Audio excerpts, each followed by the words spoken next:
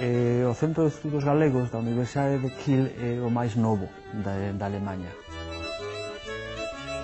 O que fago é organizar xuntanzas e sempre traballando xunto cos poetas, e ali pois, quise potenciar o tema da traducción.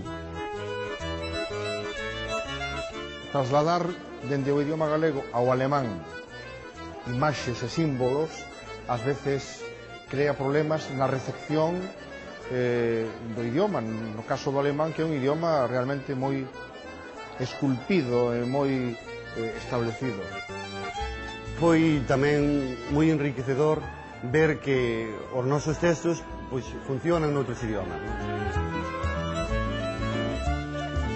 O que me gusta moito é que ten moitas palabras propias e tamén non ten solamente unha palabra por unha cousa, senón que hai moitas piezas. Creo que é unha fala moi rica. A ductilidade do galego, da expresión poética en galego, creo que permite calquer traducción a calquer idioma, porque a capacidade de significación do galego é moi alta.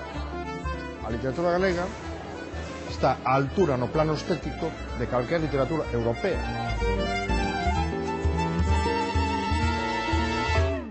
Ben falado! Alguén que conta moitas mentiras é un... Pinocho. Un mentireiro. Ves como sabes? Hai unhas semanas vostedes viron que na Universidade de Oxford se estuda a lingua galega e se traduce a nosa literatura ao inglés. Hoxe acaban de ver que en certas universidades alemás se estuda a lingua galega e se traducen os nosos poetas ao alemán.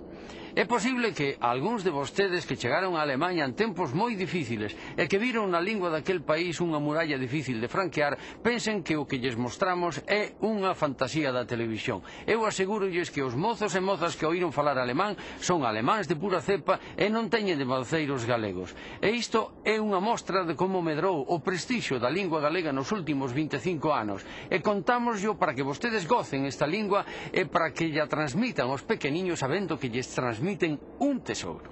Abur.